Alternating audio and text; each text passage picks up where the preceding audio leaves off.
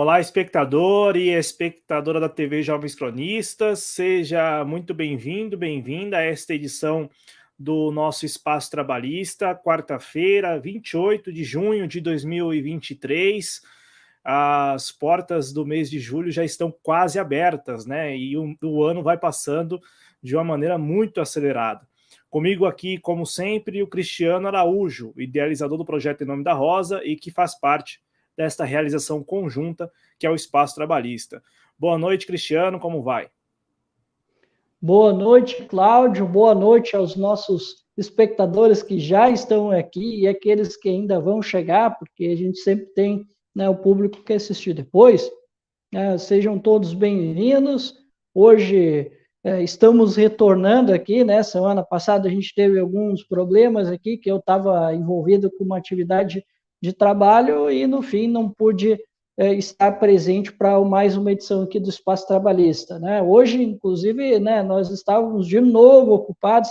Inclusive, Cláudio, eu quase tive de cancelar de novo, né? Só que aí eu consegui dar uma boa adiantada e a gente está aqui de novo, e se tudo der certo, estaremos aqui de novo, porque eu acredito que o pior, né, no censo escolar já passou, então o público pode contar aí de novo com a nossa presença na próxima semana.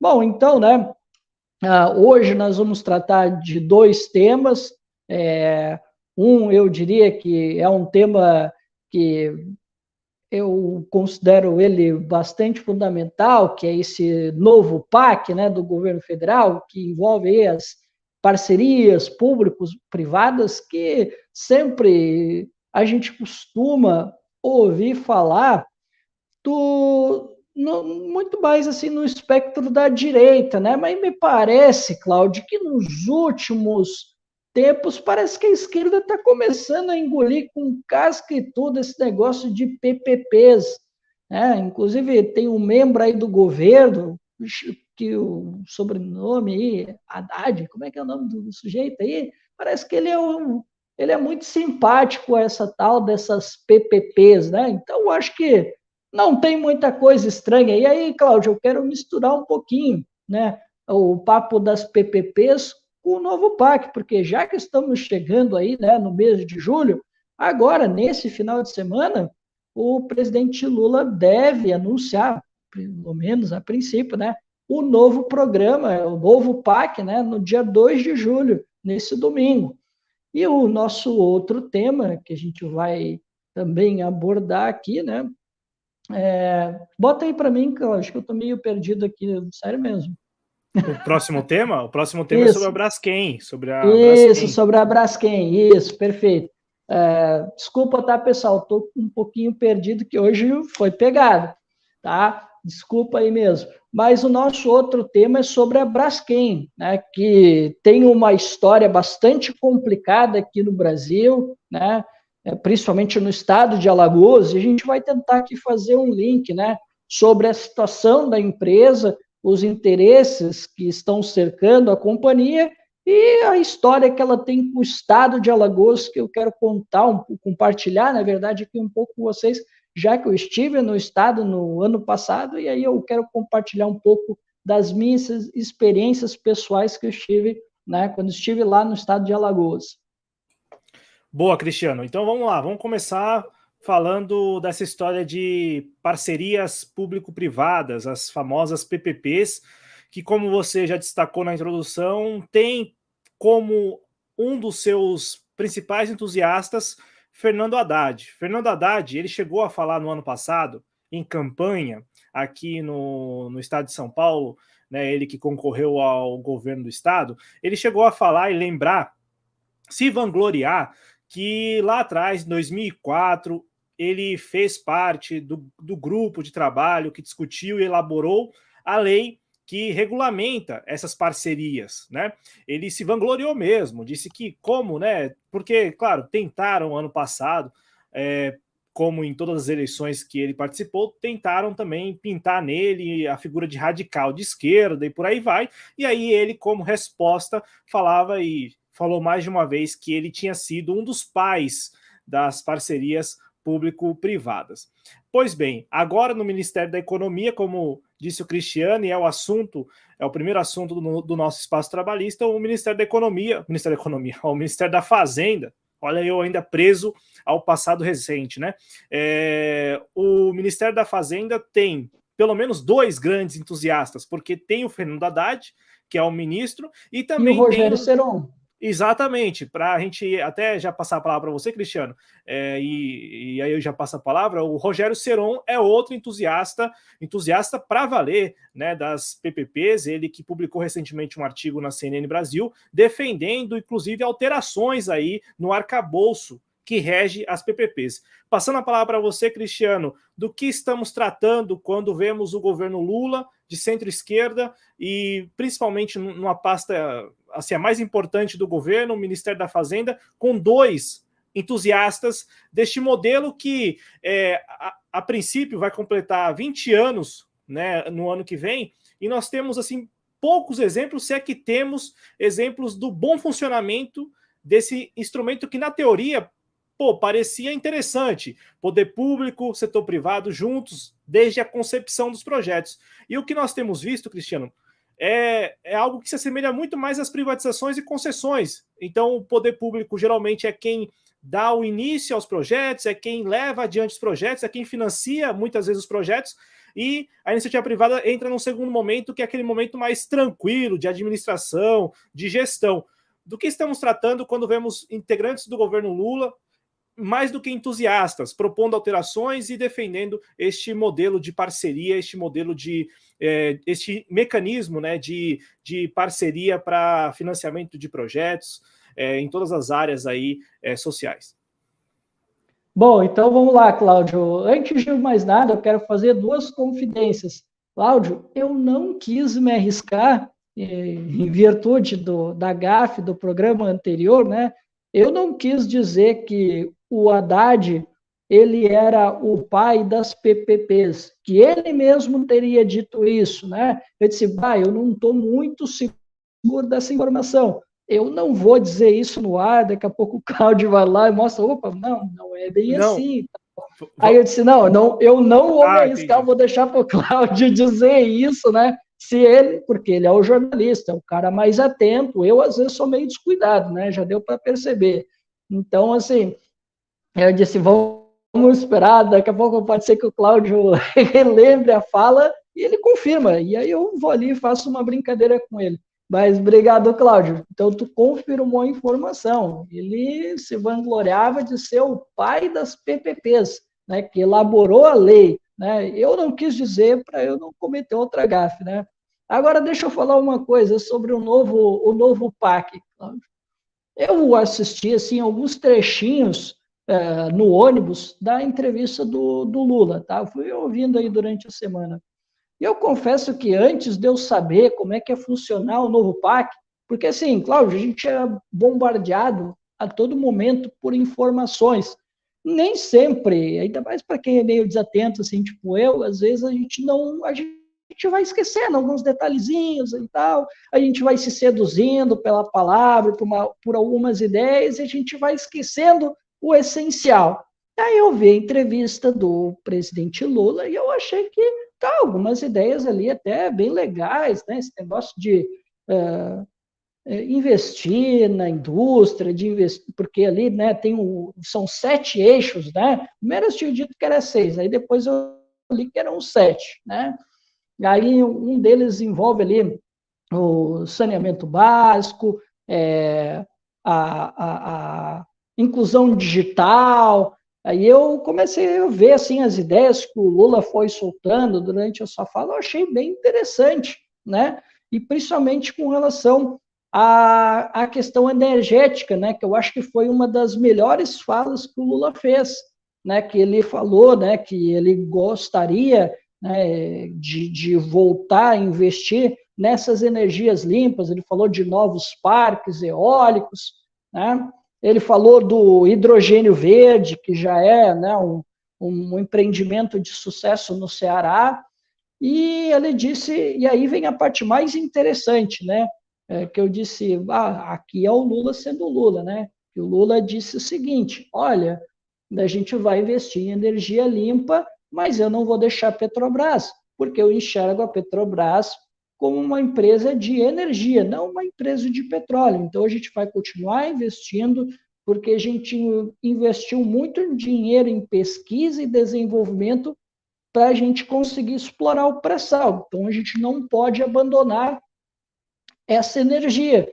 Aí, nesse ponto aí, eu achei bem interessante. Tem outras falas do Lula sobre neoindustrialização, até esses dias o Wallace Moreira se apresentou, acho que foi no Senado até, né, que ele participou de uma audiência falando sobre essa questão da neoindustrialização. Confesso que eu vi só um videozinho bem pequenininho, não cheguei a ver a, a manifestação dele, né?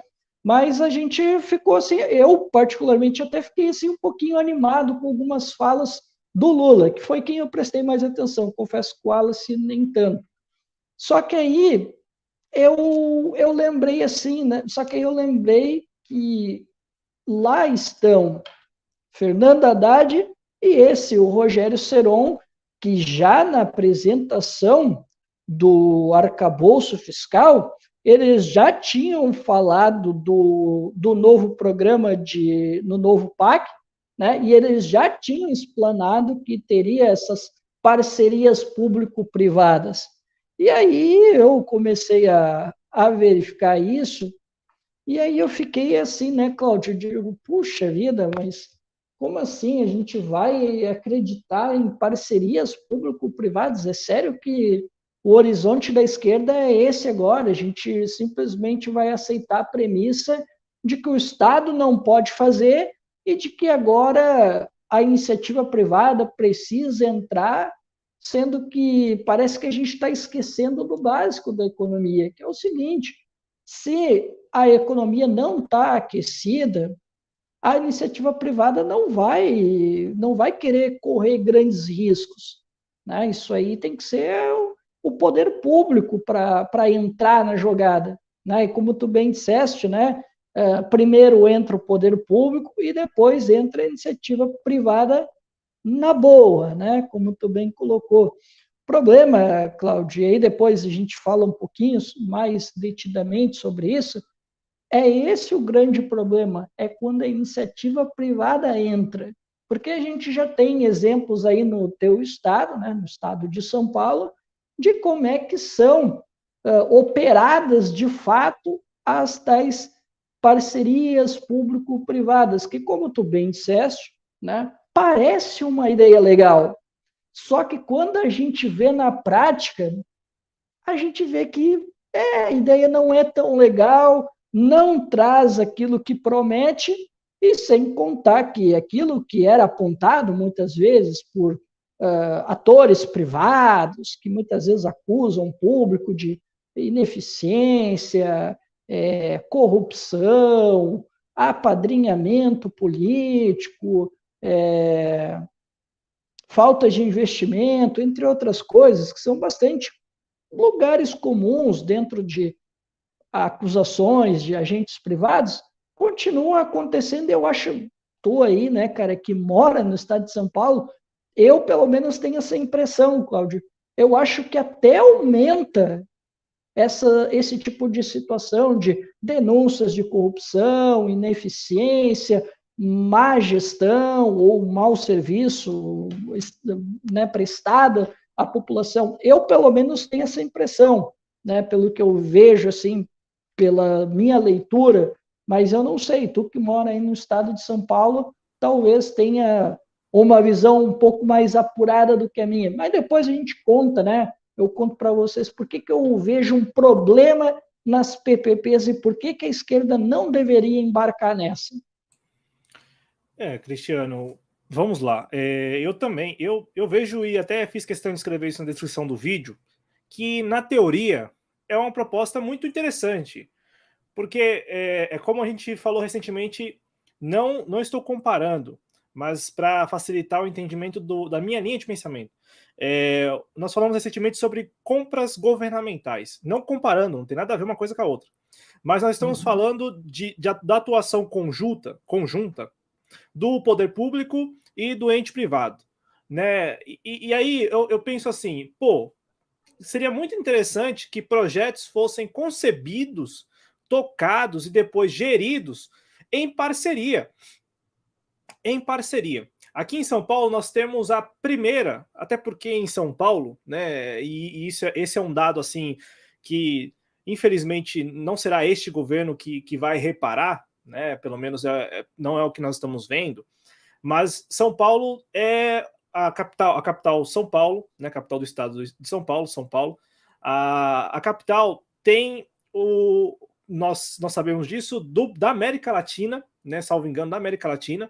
Não sei se no México é maior, mas aqui no Brasil, com certeza, São Paulo tem a maior quantidade de quilômetros de trilhos do metrô, certo? Uhum. Esse dado eu posso garantir, não sei se da América Latina, porque aí incluiria o México, eu não sei como que é, mas assim, eu sei que São Paulo do Brasil tem.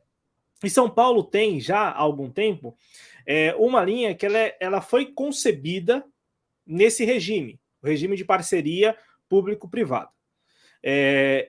Só que o que saiu na imprensa é que o governo do estado de São Paulo, que é quem administra, quem é o responsável pelo metrô, que é a companhia que administra as linhas do metropolitano, o governo do estado de São Paulo teria não apenas financiado, como conduzido as obras para a construção dessa linha. As mais recentes estações inauguradas, aí sim que já é mais da cota do consórcio que administra do que do governo do estado necessariamente. Mas nós temos isso aqui em São Paulo, uma linha totalmente privada, né? Uma linha do metrô que é privada. E aí o serviço ele é diferente. O serviço, tanto é que quando a linha foi inaugurada, uma das. Tem outras linhas, né? Hoje também temos outras duas linhas, pelo menos, que não. Uma outra linha que também é concedida, que foi concedida, né? Que foi construída pelo governo do estado e concedida. Mas, assim, no geral, essa linha, quando ela foi inaugurada, os trens não tem maquinista, ela é toda. Ela é toda no chamado subterrâneo, né? Então, assim, ela é uma linha com estações no subsolo, as estações, estações modernas. E, enfim, com algumas vantagens para o usuário, mas também desvantagens. Como, por exemplo, eu posso confirmar isso ao longo do programa, mas nesta linha o horário de funcionamento é diferente das linhas do metrô, que aí ainda são linhas que pertencem ao governo do estado. Também havia, até pouco tempo atrás, não sei se tem ainda, mas havia ali algumas condicionantes, por exemplo, de domingo o funcionamento é mais restrito, enfim. Então, assim, sabe, Cristiano, para o usuário, e o usuário que utiliza a linha 4 amarela, né, que é a linha a que eu me refiro aqui, o usuário tem uma percepção positiva. Positiva. Tanto é que são feitas várias comparações do tipo, não tem comércio legal, porque várias vezes, em vários momentos é possível ver agentes de segurança da Via 4 dentro dos trens também, um serviço que foi adicionado aí. Então, assim, Cristiano, acho que depende muito da parceria que foi estabelecida. Só que as minhas restrições a esta parceria e a tantas outras é o que nós estamos falando aqui. É muito mais fácil, e aí isso que é inconcebível para nós, né? Como o Estado vai, financia, constrói, e no momento que é o momento do retorno, né, no momento da administração, ele abre mão.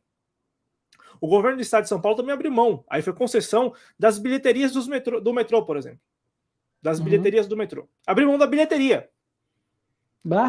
O serviço é administrado pelo Estado, o Estado financia a manutenção, mas a bilheteria está nas mãos de uma empresa privada.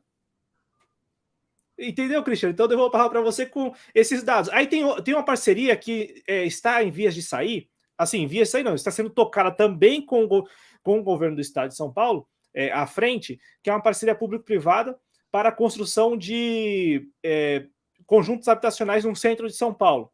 Também. E aí, Cristiano, eu passo a palavra para você, sem saber se, de fato, essas parcerias são vantajosas, ou no caso, aqui de São Paulo, por termos já há muito tempo, há mais de 2 décadas, governos que não escondem que são defensores, né, desse tipo de política, de PPP, concessão e privatização. Eu não sei se são vantajosos para o Estado ou se o Estado está omitindo informação para não, no caso, informar que, olha, esse tipo de negociação não é tão vantajoso para o governo, não é tão vantajoso para o Estado, não é vantajoso, em última instância, para o erário, para o pagador de imposto. Sabe assim? Porque me parece, Cristiano, que se fosse divulgar, se fosse falar, jogar real, pelo menos as parcerias público-privadas tocadas no âmbito do governo do Estado de São Paulo, todas elas têm deixado o erário, o pagador de impostos, né, que eles gostam tanto de falar, no prejuízo, porque são parcerias público-privadas em que o Estado é quem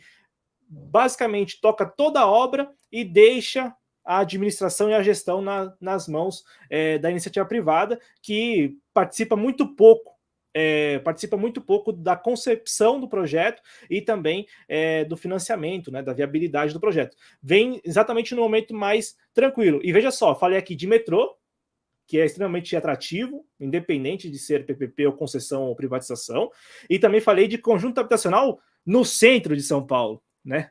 No centro de São Paulo, no centro da especulação imobiliária de São Paulo. Né? Não estou falando na periferia também. Vamos lá, Cláudio. Bom, então, assim, tu já deu um baita spoiler do que eu ia falar, basicamente. Porque roubei seu ponto de novo, desculpa. Porque é basicamente esse o problema que eu enxergo. Quer dizer, o Estado vai lá e constrói e faz todo o investimento necessário, e aí ele entrega a administração para um ente privado, e se precisa fazer alguma manutenção, o ente privado não se envolve. Quem vai se envolver é o agente público. E isso eu acho um grande equívoco, na minha concepção. E não só isso, Cláudio. Outros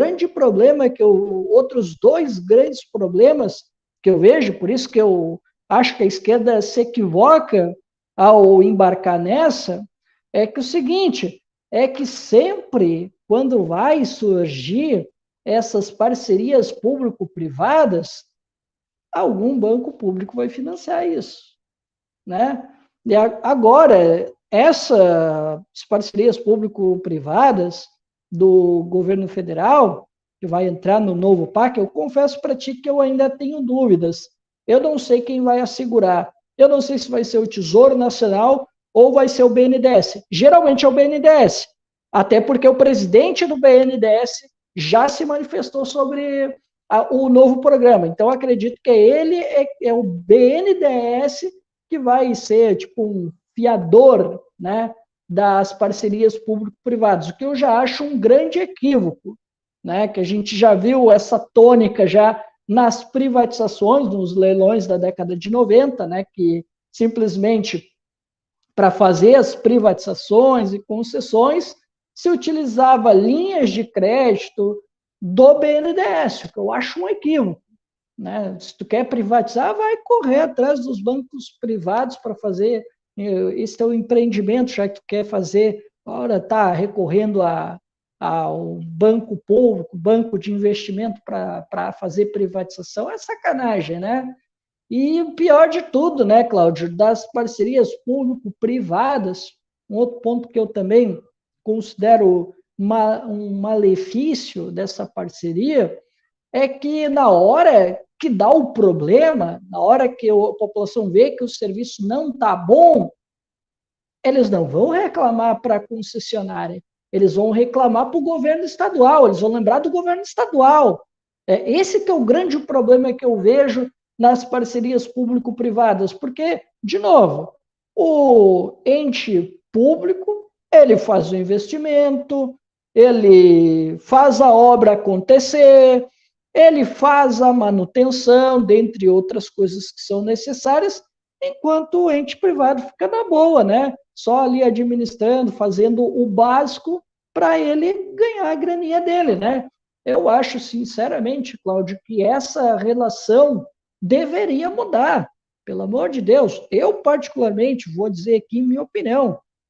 Na minha opinião, deveria ser aquilo que até o Ciro falou, né, durante o período eleitoral, de parceria público-privada devia ser um contrato, como é que ele falava? Um contrato de gestão, que tu teria um prazo, tu teria metas a cumprir, né? Que o poder público ia te exigir, e se tu não cumprisse, tchau e bênção, vem outra empresa, e mais, essa empresa teria que ter nesse contrato que as empresas, a concessionária que assumisse, ela que teria que desembolsar para investir, senão fica fácil demais. Aí o poder público vai lá, investe um dinheiro, constrói, faz a manutenção, faz quase tudo enquanto eles ficam só administrando um bem público.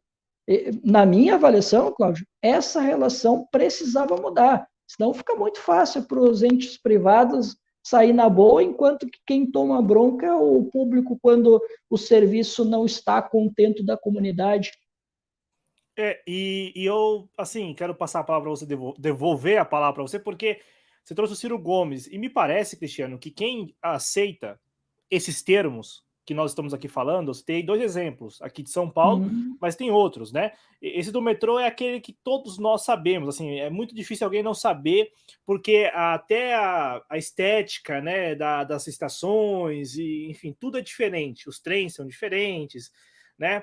E a região também, onde circula a linha, é uma região aqui de São Paulo diferente. Agora é que está chegando mais ao extremo da Zona Oeste, e aí sim a gente alcança pessoas, bairros, né? Não pessoas, porque as pessoas circulam mesmo por toda a cidade, então pessoas de todas as faixas etárias e também condições sociais. Mas agora que tem algumas estações chegando, Jardim Ângela, lá no extremo da Zona Oeste e tal, então, enfim, né, tem a promessa aí de chegar a uma cidade que também assim, é um desafio que eu não sei porque é hercúleo aqui em São Paulo.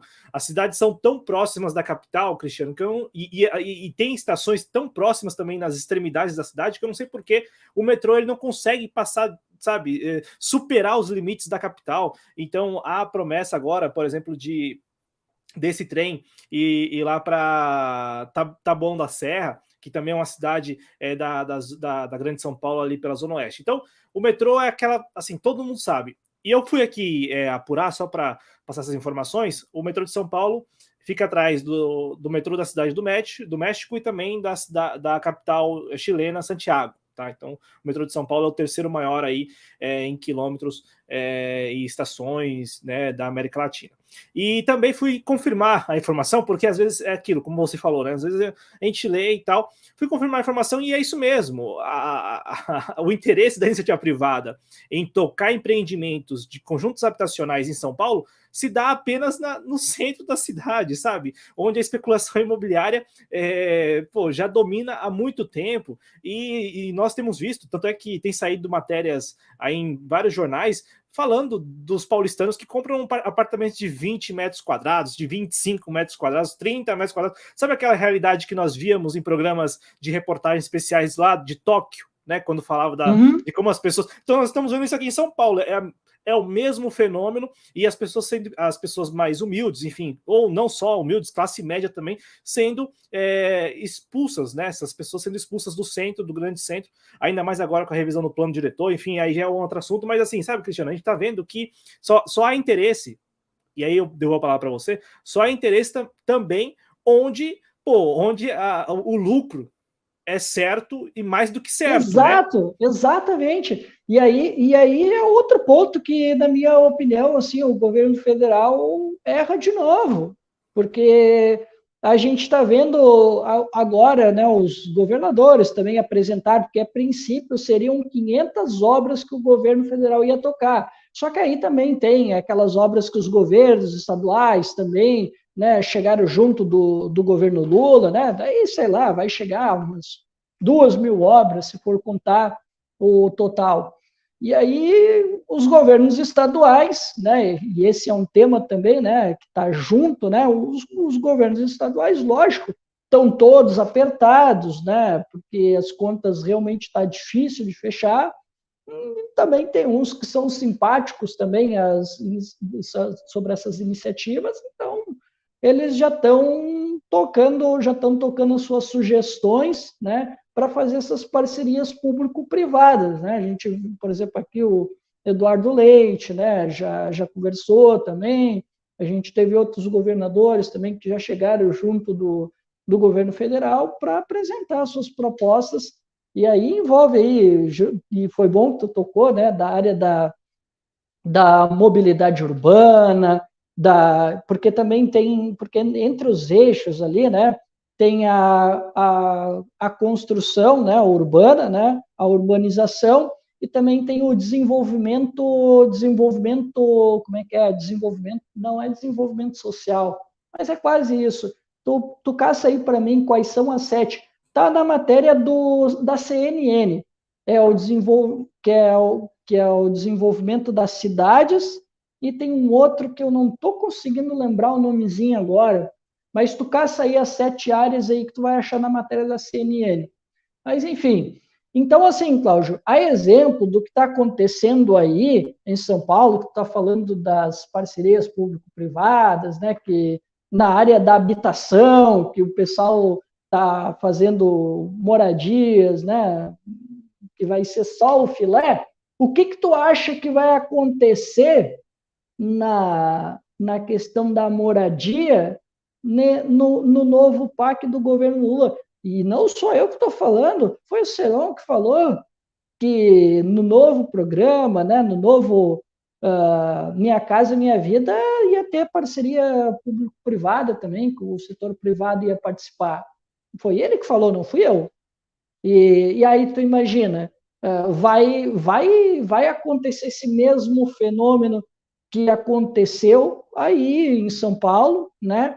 E, Cláudio, tem assim um assunto, deixa eu colocar só um paralelo aqui também, nesse assunto da especulação imobiliária, que eu não sei se está acontecendo aí em São Paulo, mas acho que sim, mas sei que na Europa já está acontecendo, que o Airbnb, sabe, ele está também contribuindo demais para a especulação imobiliária. Tem muita gente na Europa que está com dificuldade de adquirir uma casa ou alugar um imóvel, porque o Airbnb virou, assim, sabe, um nicho de mercado gigantesco na Europa. Em Portugal, por exemplo, teve uma explosão no valor, né, dos imóveis justamente por causa do Airbnb. Tem um país do leste europeu também, acho que é na Romênia, se não me engano, também aconteceu isso, porque as pessoas procuram muito, colocam seus imóveis para alugar, houve muito essa valorização, né? E a especulação imobiliária começou a tirar as pessoas de certas áreas, porque começou a valorizar muito, a especulação começou a correr frouxa, e isso começou a criar esse processo de gentrificação, né, de tirar as pessoas mais pobres, né, ou pessoas que queriam vir viver naqueles países para lugares mais afastados, justamente por causa dessa especulação imobiliária. Então, assim, no caso aí de São Paulo, acho que já deve estar acontecendo isso também, provavelmente vai acontecer com outras capitais do Brasil, né? Se começar a entrar os interesses privados num programa que ainda, né, Cláudio, o sonho da casa própria ainda é um sonho brasileiro, ainda é um sonho nacional. E aí tu deixa isso sobre a primazia dos interesses privados, a gente vai ver essa mesma lógica que está prevalecendo aí em São Paulo acontecendo nos outros estados. E olha, Cláudio, que a gente já falou aqui, nossa crítica, não foi uma, nem duas, nem três, do programa Minha Casa Minha Vida, que o que ele faz? Ele faz um financiamento, promete ali uma casa por um valor legal, só que aí ele te joga lá para o fundão, sem acesso, às vezes, a um posto de saúde, supermercados, ele faz questão de te afastar de tudo, né? Eu lembro até que a gente conversou sobre isso, né? E o que tu acha que vai acontecer se os interesses privados entrarem? Porque o Lula disse que ele quer incluir agora a classe média, que é a galera que ganha entre 3 a 5 salários mínimos. Isso eu achei bem interessante dele incluir essa galera. Só que eu não sei onde é que eles vão parar, se os interesses privados prevalecerem ou ganharem força dentro de um programa de habitação como Minha Casa Minha Vida, dentro desses 7 eixos do novo PAC do governo federal. Sim, ó, trazendo a informação que você pediu, os 7 eixos são, né, temos aqui, segundo a CNN Brasil, e aí eu fui confirmar lá com a assessoria do presidente da República, se será dia 2 mesmo, Cristiano. Por enquanto, eles mandaram alguns destaques assim da agenda do Lula para os próximos dias. Tem até Fórum de São Paulo, mas não tem nada sobre o novo PAC, né? E eu tô falando sério, não tô brincando, tá lá como uns destaques, né? O Lula deve participar amanhã da abertura da reunião do Foro de São Paulo. Mas, Cristiano, os eixos são transportes, né? Energia, Isso. infraestrutura urbana, comunicações, equipamentos sociais e água para todos, segundo a CNN. E defesa, não, defesa também, estava ali também.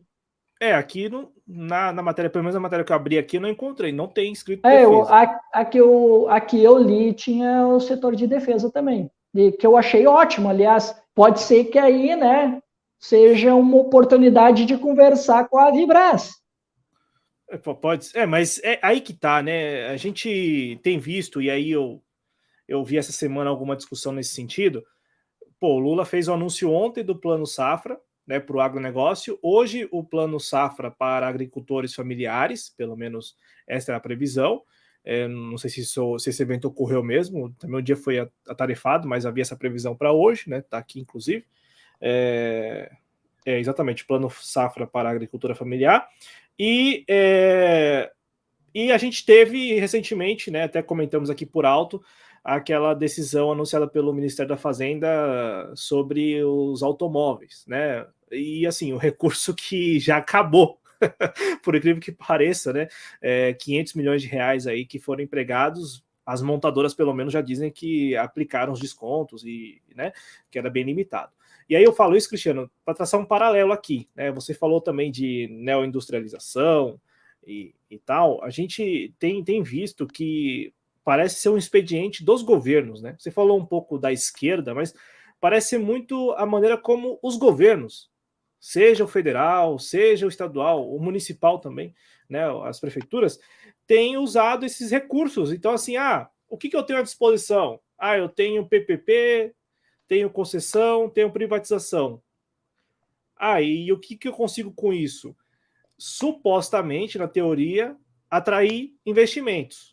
Mas isso sempre a médio e longo prazos, né? Não é para curto prazo. Tanto é que aquele negócio vai gerar R$1 trilhão em investimentos. A carteira, esse termo, né, que a gente ouviu falar nos últimos anos, né? A carteira de investimentos do governo federal é de tanto. Aí mostra aquele número enorme lá, bilhões, trilhões de reais, mas tudo a longo prazo, e se tudo der certo. Tudo der certo, tudo o quê? Tudo que foi projetado para não dar certo, para não funcionar daquela forma. Porque se nós temos esse vício de origem, né, nas PPPs, que é quando o Estado... E aí eu fui procurar, e também em São Paulo, de fato, São Paulo é um grande laboratório de PPPs, de novo. E eu ainda tenho suspeito que o governo do Estado ele omita mesmo informações para não confessar que não dá certo isso. Porque como o governo do estado sempre defendeu, não é de hoje, tanto é que São Paulo saiu na frente com essas PPPs também, na época do PSDB, Geraldo Alckmin, José Serra, né? Não é uma coisa nova do Tarcísio, não, né? Mas também tem outra linha aqui de São Paulo que está sendo construída pelo governo do estado. Você falou de que a bomba e a batata quente sempre caem no colo do estado, é verdade. Eu não sei se você viu, mas recentemente o Tatuzão, que é aquele equipamento que abre os túneis aí para o metrô, ele sofreu um acidente, né? Não ele sofreu um acidente, mas ele causou um acidente numa via da Marginal Tietê, em plena luz do dia, em um dia útil. Tanto é que as imagens rodaram o mundo, né, do desmoronamento ali de uma das faixas da Marginal. E quem correu atrás do prejuízo e quem teve que ir lá, quem teve que dar explicação? O Estado. Só que a obra faz parte da linha 6 laranja do metrô de São Paulo, que é em regime de PPP há 10 anos.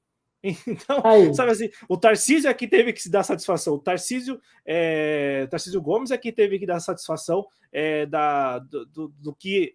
Perdão, perdão, João Dória ainda, né? O João Dória é quem teve que dar satisfação do que ocorreu ali nas imediações da Marginal Tietê, na altura do bairro do Limão, enfim, da Zona Oeste de São Paulo. Então, assim, Cristiano, trazendo um exemplo aqui, né? Sabe aquele negócio assim, você fala e a gente traz o exemplo para confirmar mesmo que, pô, do jeito que está sendo tocado não dá certo. Mas eu não quero perder aqui o fio da meada, eu ia te perguntar, e vou te perguntar agora, porque parece, Cristiano, que o que nós temos aí também são pessoas que sabem que as PPPs não darão certo. Sabem que o ente privado ele sempre vai evitar os riscos, ele corre dos riscos. Tanto é que uma das propostas aí do Seron, o que ele defende, eu não sei se isso vai se converter em projeto de lei, em medida provisória, não sei qual é a do Ministério da Fazenda, mas é aquilo que eles chamam de estruturar melhor as garantias. Portanto, o que? Olha, para atrair ainda mais, olha só, para facilitar ainda mais, sei lá, a União, que é a ideia dele, né? A União vai garantir, vai dar o aporte, vai dar o suporte, vai ser um credor para estados e municípios nos projetos de parceria público-privadas. Aí, como você falou, tem o Tesouro Nacional, não?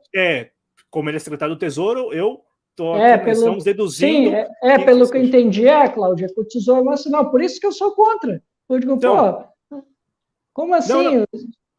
Não, perdão, aqui, é que assim, tem isso, né, que eu até fiz questão de anotar aqui, porque ele no artigo que ele assinou para a CNN Brasil, ele fala, não, nós sentimos, assim, estamos percebendo que para fazer mais projetos em regime de PPPs nos próximos anos, e ele fala, né, mais do que nos últimos 20 anos. Então, assim, se ano que vem a lei vai completar 20 anos, ele se propõe nos próximos 4 anos, aí no mandato, o que o governo federal possa conduzir, né, mais projetos de PPPs do que nos últimos 20 anos. E aí ele fala que uma das saídas, um dos mecanismos para que isso ocorra é estruturar melhor as garantias. Isso quer dizer o quê? Ó, do jeito que está hoje, já é muito bom para nós que estamos aqui vendo de fora, já é muito ruim para o Estado e bom para a iniciativa privada, né? Então, ele quer melhorar. Então, aí entra a União como garantidora dos projetos de PPPs dos estados e municípios, via Tesouro, não BNDES, via Tesouro, né? Também ele falou sobre operações de crédito, aí já imagino que possa se estender ao BNDES e aos bancos que são administrados pela União. E a gente também viu, pelo menos eu vi lá no artigo dele, ele falar sobre emissão de debêntures, né, que são papéis aí em ações, né, na Bolsa de Valores, para que os concessionários possam atrair ainda mais investimentos para esse mundo cor-de-rosa que ele fantasia na cabeça dele, né, o Seron, de que com as PPPs o Brasil vai superar as suas demandas. Cristiano. Olha o que a esquerda está fazendo. Poxa, ela já está entregando a primazia daquilo que seria o público para um ente privado, e não só isso, não satisfeito, a esquerda me coloca pessoas totalmente comprometidas com uma agenda liberalizante, e agora, além do ente privado, que já seria um desastre da lógica, né, do bem público, daquilo que deveria ser a responsabilidade do Estado, Cláudio, agora me entra recursos do mercado financeiro, do capital fictício, né, para mais uma vez mostrar que o mercado funciona, que ele sabe alocar os recursos, e assim a gente mostra de novo que o Estado não presta para porcaria nenhuma. Estão desmoralizando as funções do Estado, Cláudio. Isso é muito grave. E, Cláudio, olha só, vou te dar uma amostra. Tu falou do caso aí de São Paulo, né? Assim, deixa eu te apresentar um caso. Em Pernambuco, João Campos anunciou que ele vai construir 400 creches. E aí eu pensei, mandou bem aí, né? Mas só lendo 400 creches, né? Aí tu tem que ler o resto, e aí a gente vê que vai ter a parceria público-privada para construir as mais de 400 creches. Aí uma parte vai ser construída, né? A maior parte, claro, vai ser construída pelo público, vai ter ali uma ou outra ali que a iniciativa privada deve investir para entrar junto, né? E aí, cara, eu pensei assim, né? Eu digo, tá, o João Campos, tudo bem, é um liberal safado mesmo, a gente entende. Mas é aquilo. Mas, de novo, Cláudio, o outro motivo que eu acho central nessa discussão é que a esquerda, ao ela colocar no horizonte de que não pode, que ela não consegue fazer os investimentos, que o Estado faça aquilo que é a sua obrigação, ela libera todo mundo para dizer, não, o Estado não pode fazer, a gente vai ter que deixar isso para um ente privado e a gente, mais uma vez, desmoraliza o Estado. E aí, como é que a esquerda, vamos supor que na subjetividade das pessoas entram que as parcerias públicas dão certo mesmo, porque não tem ninguém para criticar, não tem ninguém para apontar o problema, né? No máximo vai ter alguém de esquerda ali, um militante político que vai apontar o problema, mas fora isso, não vai ter quem vá lá e mostre, né, o problema que tem. E aí, o que vai acontecer? Pode acontecer do povo entender que não, a parceria público-privada é muito melhor e elas ganham força em outros estados e daqui a pouco as pessoas não querem que o Estado faça mais as coisas.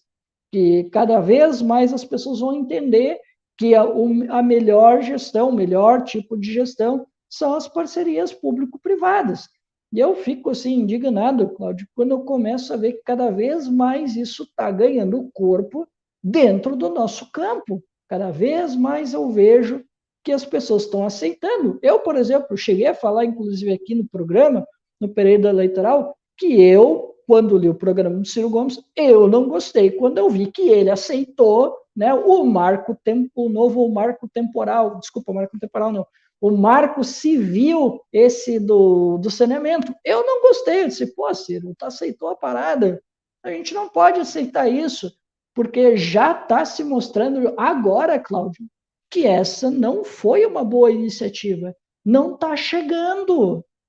Não está chegando. Os pequenos e médios municípios não está chegando o saneamento básico que prometeram. Né? Tudo bem que a proposta é de alcançar até 2030, mas as pessoas já estão vendo que não funcionou tão bem e nem mesmo nas grandes cidades está dando resultado isso. Aqui no Rio Grande do Sul, por exemplo, nós entregamos a nossa empresa, a empresa de energia, né, a CE, né, que era uma companhia de energia aqui do estado, as pessoas já não estão gostando. Faz pouco tempo, e nesse pouco tempo nós já tivemos aumentos sucessivos, né? Já tivemos aumentos de energia, né? Não houve investimento, as pessoas já perceberam que os trabalhadores não são qualificados como eram os da CE, eles já viram que o atendimento ao cliente piorou, né? E eu estou falando de pessoas, Cláudio, pessoas que são do meu convívio que defendem privatização, defendem que o Estado saia da jogada. E eu estou vendo as pessoas reclamando da Equatorial, né? Que é a empresa que assumiu aqui no lugar da CE, né? E, cara, onde houve a iniciativa privada entrando no saneamento básico, não há satisfação nenhuma. Pelo contrário, as pessoas estão insatisfeitas. Isso, inclusive, foi um tema de debate, né, entre o candidato do Novo, né, e acho que o Boulos, né, discutiram sobre isso. E aí o Boulos mostrou, né, e depois teve outras matérias sobre essa questão do saneamento, se verificou que onde a iniciativa privada entrou para gerir, né, essa questão do saneamento básico, não funcionou. Muito pelo contrário, as críticas aumentaram, porque é preciso um investimento muito alto, né? E é um investimento de longo prazo e tem uma série de intercorrências que para a iniciativa privada ficou complicado. E energia, né, Cláudio? Energia, por definição, é um monopólio natural. Se tu deixar que o ente privado entre, tu vai criar um monopólio privado. Na prática, tu não vai mudar a relação do preço. Porque o que a pessoa pensa? Ah, não, com a iniciativa privada, daí ela vai ter os concorrentes, aí ela vai poder dizer qual é o preço, porque tendo a concorrência, né, oferta e demanda, né, a pessoa, ela pensa, né, já tem aquela questão subjetiva na cabeça. Só que a realidade se impõe, e a realidade é que não acontece. O que acontece é um monopólio privado, e aí ele vai ditar o preço e não vai haver investimento nenhum dessas empresas. E a gente vê isso nos estados do Nordeste, nos estados do Norte, que é onde há as maiores reclamações contra essas empresas, como, por exemplo, a Equatorial é uma delas, e tem outras empresas que há uma série de reclamações, né, inclusive de câmaras estaduais, de câmaras municipais, contra as empresas de energia. Cláudio, fazendo mais um paralelo aqui, né, a Light, no Rio de Janeiro, abriu, né, o processo aquele de recuperação judicial, agora tem um dos sócios, aquele das Americanas, envolvido na trama lá da Light, né, que parece que deu lá alguns probleminhas, né, a gente vê, né, o quanto que essa ideia, né, de entregar para um ente privado aquilo que é uma função do Estado não traz os melhores resultados. E esse, na minha opinião, né, Cláudio, é o grande equívoco do governo federal, que, apesar de ter comunicado algumas boas ideias, principalmente pelo Lula, mas tem esse erro de concepção, que é de desmoralizar o Estado, de entregar as atividades que são de obrigação do Estado para um ente privado que a gente sabe que vai, né, pegar só o filezinho, não vai fazer grandes investimentos, até porque ele só vai entrar para administrar, e aí quem vai ficar, né, atacando o prejuízo e recebendo as críticas é o Estado Nacional. E como eu já antecipei anteriormente, não acho que é uma relação positiva e acho até que deveríamos mudar essa relação que, para mim, na minha avaliação, fica muito fácil a vida para os entes privados. E bacana o que você falou, porque também isso mexe com a percepção da sociedade. Porque, não, é uma questão ideológica. Como as pessoas estão assimilando melhor ideias neoliberais do que ideias mais comunitárias. Também, pô, desse jeito, eu lembro disso, eu estava eu fui trabalhar um dia de metrô e greve dos metroviários. Pô, você vai trabalhar porque você tem patrão. Aí você vai lá na estação, você sabe que a estação está fechada, mas você vai lá, né? Que é aquilo que é ridículo, que acontece muito também aqui em São Paulo. Vira e mexe quando tem greve nos metroviários, as pessoas saem de casa, vão até a estação para tirar uma foto, para mostrar para o patrão que tentou chegar ao trabalho, que é um absurdo completo. Pô, você não confia no seu funcionário, não confia na sua funcionária. Mas enfim, eu peguei um dia, greve e tal. Aí, claro, pô, você sabe que o percurso que você leva pouco tempo, você vai levar muito mais tempo, vai ter chateação de pegar mais transportes coletivos, isso se for possível e tal. Tô falando isso, Cristiano, porque é muito comum greve dos metroviários ou pane no metrô, principalmente no metrô. As pessoas, eu escutei isso algumas vezes. Privatiza que melhora. Pessoas gritando, pessoas na fila, enfim, ali naquele momento, na muvuca, né? Gritando isso, privatiza, por isso que tem que privatizar, vê lá se a linha 4 faz isso, se acontece isso na linha 4, não sei o quê, sabe?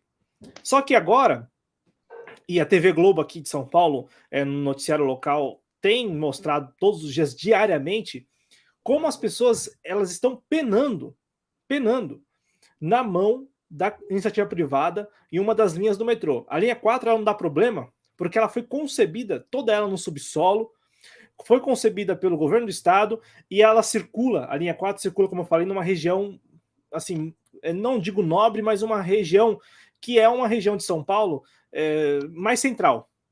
Tem outra linha que foi também concedida para a mesma CCR, que é a Via Mobilidade, que a Via Mobilidade é da CCR. Aqui a Via 4 o nome do consórcio que administra a linha 4, com a CCR à frente, e a linha 5 com a CCR também à frente.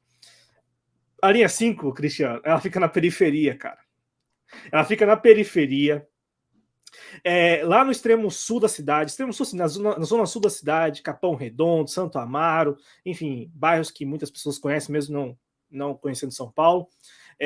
E também tem estações fora do subsolo, porque isso já implica uma logística diferente. O trem tem que circular tanto no túnel como também fora, né? E, pô, o metrô tem know-how para isso, ó, o metrô, a companhia metrô. Tanto é que tem várias linhas que fazem isso, túnel e depois também naqueles trilhos elevados e por aí vai. Enfim, todo dia, cara, todo santo dia tem reclamação, todo santo dia tem muitas pessoas reclamando da gestão da linha 5 do metrô. E também a Via Mobilidade, como você falou, né, a concorrência, né, cara? É engraçado, sempre fica nas mãos de alguns dos mesmos. É a mesma coisa, eu vou da Light, o cara tá na Light, na Eletrobras e também na Americanas. Nossa, como é muito, né, porra, baita concorrência, né? O mesmo cara em várias empresas, mas enfim. A Via Mobilidade também adquiriu algumas linhas da CPTM. Aí é trem, a gente está falando de trem, trem que liga a capital às cidades da região metropolitana. Também, cara, também. Tem uma linha, que é a linha, salvo engano, é a linha 10 Diamante, que liga São Paulo a Itapevi, uma cidade da região metropolitana. Cara, que eu me recorde, nunca ocorreu acidente nessa linha, nunca. Assim, que eu me recordo, tal, que tem a matéria.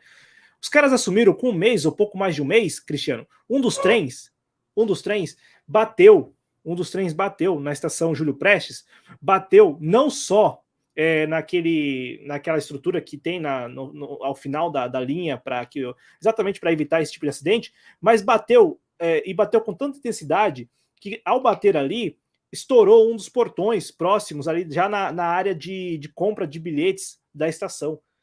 Assim, uma coisa... Cara, que a CPTM, que é a Companhia Paulista de Trens Metropolitanos, que pertence ao governo do estado, que também está em vias de ser privatizado, assim, que eu me recorde, nenhum relato, nada. Agora, todo dia tem problemas, tanto na linha 5, né, que é a linha 5 do metrô, que é concedida, como nas linhas da CPTM, né? E aí eu também faço das suas palavras as minhas em relação ao governo federal, que precisa, pô, assim, se é para melhorar, ou melhor, se é para mexer, que mexa na lei das PPPs para melhorar. E não, como eu li o artigo do Rogério Seron, ele falando, ó, não está bom o suficiente para a iniciativa privada, vamos melhorar. Não. E fora o que você trouxe agora... melhorar entrando com o Tesouro Nacional, né, caso dê problema. Não, ô Cláudio, e assim, só para finalizar essa pauta, né, para a gente já ir para o próximo assunto, né, e para fechar com chave de ouro, né, além dessa questão das PPPs, que a gente já dialogou aqui sobre todos os problemas que envolvem as PPPs, e que os estados estão aproveitando essa abertura do governo, e aí a gente pode criar na subjetividade das pessoas, de que podemos estabelecer uma nova relação público-privada, daqui a pouco isso pode criar no inconsciente das pessoas de que não precisa ser o Estado, pode ser iniciativa privada mesmo, vamos lá, dá certo, né? Como a gente discutiu aqui. Também tem um outro problema que pode até atrapalhar, que é o seguinte: a gente jamais deve perder isso de vista, e a gente tem que alertar. Não esqueça, não é palavra minha, é a palavra do Seron. Vamos respeitar o marco fiscal. Então, ó, vamos fazer um novo PAC, mas respeitando o novo arcabouço fiscal. E aí, eu conto ou vocês contam? Vocês acham mesmo que vai sair mesmo um volume de investimento tão grande quanto foi nos outros 2 PACs? São 2 ou 3 PACs? São 2 ou 3, eu não lembro agora. São 2? Isso, tá. Então, vocês acreditam mesmo que vai sair o mesmo volume de investimento, sabendo que a economia brasileira não cresce há 10 anos e sabendo que a iniciativa privada, ela não gosta de correr riscos. Ela não gosta. E o governo federal por conta do ajuste fiscal, por conta, né, do novo marco fiscal, não vai poder dar essa mesma garantia de investimento pesado para que a iniciativa privada entre junto, porque o próprio governo federal inventou em menos de 100 dias que ele precisava apresentar uma nova regra fiscal, em alguns pontos pior do que as anteriores, e que provavelmente vai limitar muito a capacidade do Estado de poder investir nesse novo programa. Cristiano, e veja só como o tempo é relativo, né, para a gente caminhar. Quando o governo apresentou o novo arcabouço fiscal, apresentou com menos de 100 dias de governo. Isso. E tinha até agosto para apresentar, certo? Até o dia 31 de agosto. Até o dia 31 de agosto. Agora nós estamos no dia 28 de junho e o projeto já está em vias de ser aprovado no Congresso, aí já, né, já colocando aqui na conta também a revisão da Câmara e tal. Falo relativo por isso, né? Porque já estamos em agosto. Então, tudo bem, o governo tinha até agosto. Teria até agosto. Mas veja só como também é impressionante, mesmo o governo cedendo, mesmo o governo fazendo tudo o que tem feito nos últimos meses, né, no sentido de agradar mesmo o Congresso e fazer os desejos e cumprir as vontades do Congresso, veja só como, mesmo assim, e olha só que uma pauta a favor, que o Congresso é a favor, levou todo esse tempo para aprovar esse novo arcabouço fiscal. Vou passar aqui no chat, Cristiano, para cumprimentar o nosso público que está acompanhando ao vivo, deixar registrado aqui as participações. O Cristiano Fanfa, seu xará, sempre com um boa noite, compatriotas. Esse usuário aqui, que é o Nós Lelge, é isso? Ele escreveu, com certeza PPP não tem nada a ver com ideia de esquerda, principalmente quando o Estado só fica com a parte deficitária e a privada com os frutos. E o Rui Casas Novas, agradeço também a audiência dele, que tem participado no chat dos programas aqui da TV Jovens Cronistas. Ele escreveu, PPP de infraestrutura só dá certo para os privados. O Estado sai sempre a perder, porque o risco fica sempre do lado do Estado. Se algo correr mal, o Estado paga e normalmente dá errado. E agradecer também a companheira Amanda Costa, dando aquele boa noite bem entusiasmado para nós aqui do Espaço Trabalhista. Boa noite, Amanda. Deixa o like aí, viu, gente? Deixa o like no vídeo, compartilhe o link nas redes sociais, enfim, é muito importante que você faça parte deste programa. Ô, Cristiano, para a gente passar para o assunto Braskem, eu lancei aqui no chat uma enquete se para o nosso espectador a Petrobras deve apresentar uma oferta de compra do controle da Braskem, né? Qual é a opinião do nosso público, se deve entrar nessa ou não, porque eu acho que podemos começar daí, né? Do aparente desinteresse, segundo a Reuters, interlocutores da Petrobras já teriam dito que não vão entrar nessa disputa, a Petrobras vai manter ali a sua parcela já das ações que detém da Braskem, só que, cara, isso não tem muito a ver com o que você falou do Lula falar de energia limpa, de não abrir mão e não fechar os olhos para a Petrobras, ao contrário. Por que aí vem essa notícia? É aquela notícia que, bom, para não desagradar o mercado, para não criar nenhum ruído, é melhor falar que não estamos no jogo, mas articulando nos bastidores que estaremos no jogo ou que poderemos estar no jogo. Eu digo isso porque saiu também uma matéria, né, na própria Reuters, falando do desinteresse da Petrobras, mas também ao mesmo tempo falando que da parte do BNDES, o Aloysio Mercadante teria dito que espera as diretrizes do Lula. Espera do Lula, do presidente da República, o que fazer em relação à Braskem. Né? Se vai entrar de cara BNDES e Petrobras, ou se vão deixar mesmo para que outros grupos econômicos, inclusive estrangeiros, que é o que você destaca no título, adquiram aí as ações da controladora da Braskem. À vontade, Cristiano. Bom, né, Cláudio, assim, né, para esclarecer aqui para o público, né, eu botei interesses estrangeiros, mas assim, é meio estranho, né, porque eu coloquei mesmo mais para polemizar mesmo, tá? Porque assim, na verdade, a empresa já está submetida a interesses estrangeiros há bastante tempo, já que ela é uma SA, né, ela está na B13, então ela já está submetida a interesses estrangeiros. Mas agora mais do que nunca, né, Cláudio, porque a história da Braskem, ela se confunde com a Operação Lava Jato, né? Porque, para quem não sabe, a principal controladora da Braskem era a Odebrecht, que hoje é Novo Honor, é esse o nome, né?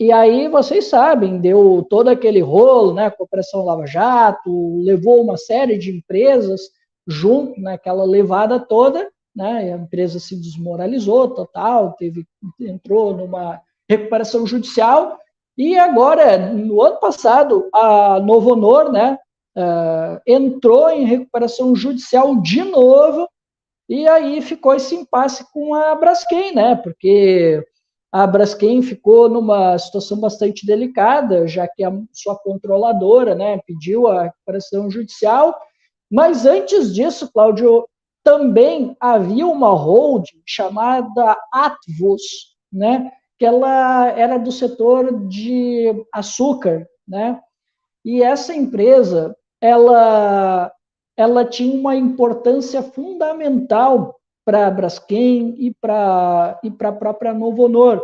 Só que, assim, ela também entrou em recuperação judicial e isso começou a trazer muitos problemas, porque quando a empresa, a Odebrecht, ela entrou, né, em recuperação judicial e ela teve muitos problemas com os bancos, ela prometeu aquelas coisas draconianas, né, de entregar uma parte do seu patrimônio caso acontecesse algum problema com as operações da empresa, né?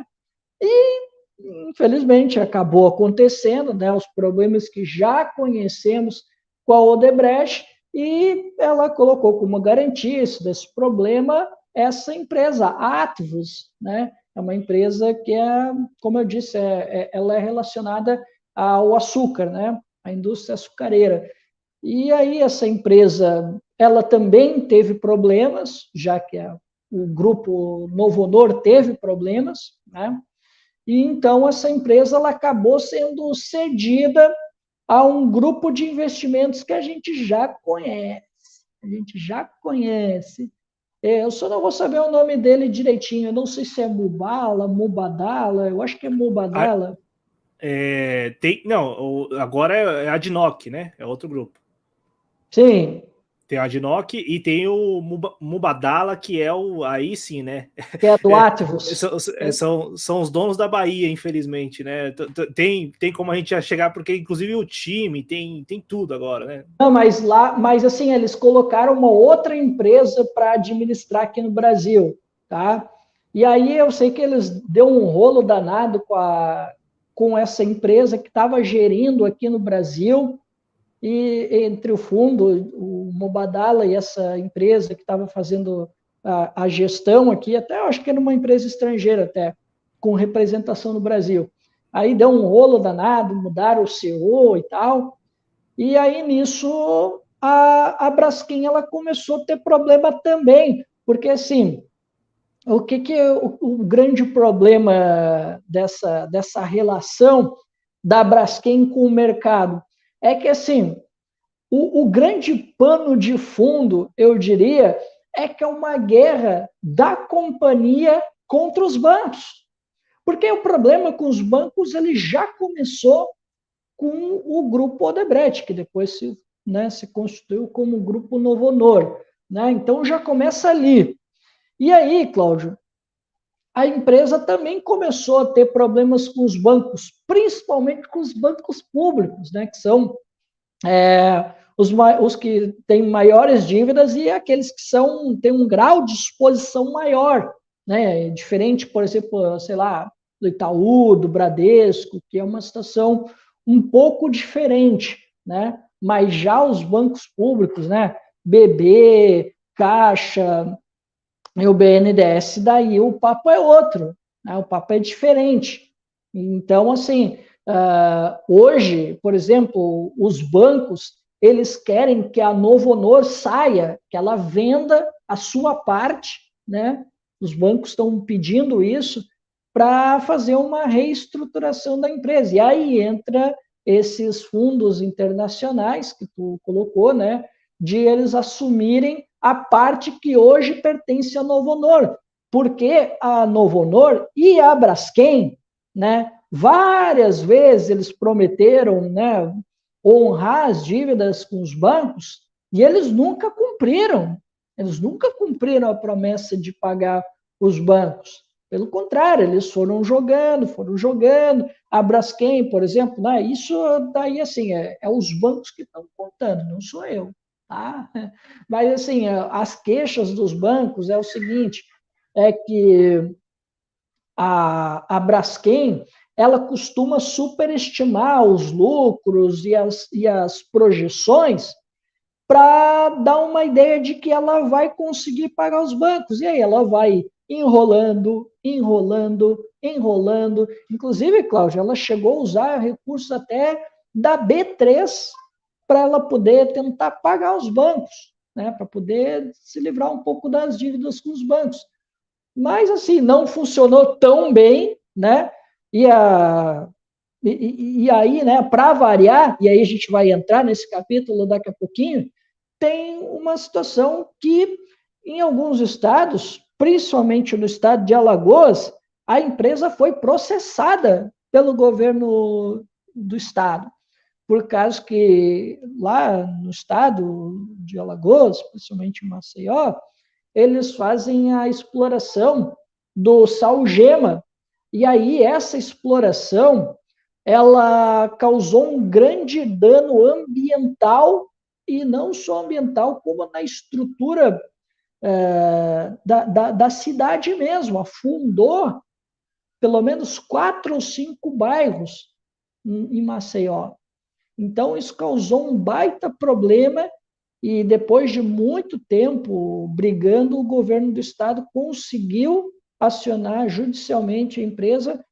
Eu não sei quanto que eles retiraram da empresa, não sei se foi 1 bilhão. Eu te confesso que eu não me recordo os valores, Cláudio, mas eu sei que até hoje o governo do estado de Alagoas tem uma briga com a empresa, que é mais um capítulo, né, dramático aí na vida da Braskem. Assim, é uma empresa extremamente importante, né? Eu assim, não conheço muito do setor petroquímico, mas estamos falando já de derivados de petróleo. Então, assim, estamos falando de uma fase que ela sucede a, por exemplo, é um assunto que nós tratamos aqui quando falamos da margem equatorial, né? Então estamos falando aqui de produtos que têm valor agregado, né? E fora que a Braskem, ela é a maior da América Latina. Assim como Isso. o Brasil tem disso, né? Por ser um país de dimensões continentais, tem várias empresas que são as maiores da América Latina. Então, E se tudo desfaz... começou lá na Bahia. E tudo Tudo começou lá na começou lá. Bahia, tudo começou com a família do Debrecht. E assim, eles lá em 2002, aí acho que em 5 anos depois, em 2007, entra a Petrobras, né, com uma parcela também das ações. E assim, eu não consigo ver, Cristiano, por isso que eu quis começar da Petrobras, porque eu não consigo ver essa empresa, a Braskem, sem a Petrobras. E também eu consigo ver a Braskem com a Petrobras controlando a empresa. Por isso que eu perguntei e me estranha. Tudo bem, pode ser uma jogada, né? De vamos falar para o grande público que nós não temos interesse, a Petrobras, no caso, mas vamos trabalhar para apresentar uma oferta. Porque hoje o controle acionário está como? A Novo Honor com 50,1, né? Do empresa. Isso. E a Petrobras tem 38, não é isso? 43 nas ações ordinárias e 30, Eu não lembro 36. qual é o valor da Petrobras, eu não lembro mesmo. Porque, salvo engano, é isso, né? Tem lá, das ações ordinárias, eu sei que a Petrobras tem mais de 40%. Mas aí, quando a gente fala do controle acionário mesmo, né? Aí me parece que é isso. A Novo Honor teria. Perdão.